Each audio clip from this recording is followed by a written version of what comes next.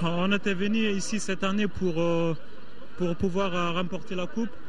Mais bon, c'est ce qu'on se disait dès le début. On a dit comme quoi si on n'arrive pas à remporter la coupe, il faut être bien placé, c'est-à-dire rester troisième. Donc voilà, on est très content. On salue tous les Maliens. C'est vraiment une grande fierté pour nous. On a loupé la finale, mais on s'est ressaisi pour avoir notre troisième place. On est content. J'espère que tous les Maliens sont contents pour cette troisième place. Quand on regarde bien, on voit même qu'on est content, c'est vrai, mais on n'a pas la même joie que l'année dernière, parce qu'on aurait vraiment voulu connaître autre chose que la troisième place. Mais bon, c'est dommage. Maintenant, je pense que les erreurs qu'on a fait, surtout en demi, c'est un mal pour un bien. Ça permettra surtout à l'entraîneur d'éviter les erreurs qu'on a commises. Maintenant, il sait comment les gens fonctionnent au Mali, comment les joueurs fonctionnent au Mali.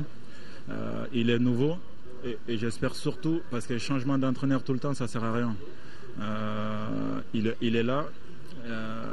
Je pense qu'il a compris beaucoup de choses maintenant, donc ça permettra à lui et surtout au football malien d'aller encore plus loin, parce qu'on apprend de nos erreurs.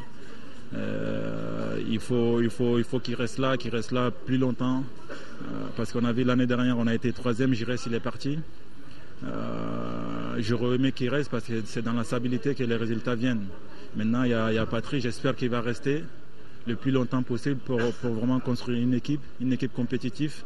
Patrice Carteron, quel bilan faites-vous de cette CAN, la participation malienne, troisième quand même, mais quel bilan vous faites de votre participation?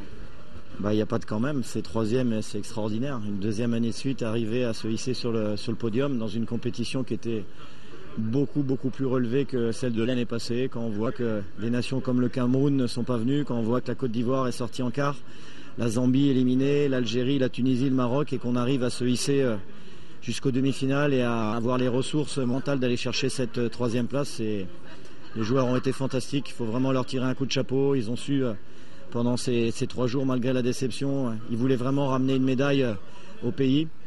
C'est vraiment une belle génération, ça n'a jamais été fait, 2 fois de suite, terminer troisième de cette compétition très relevée.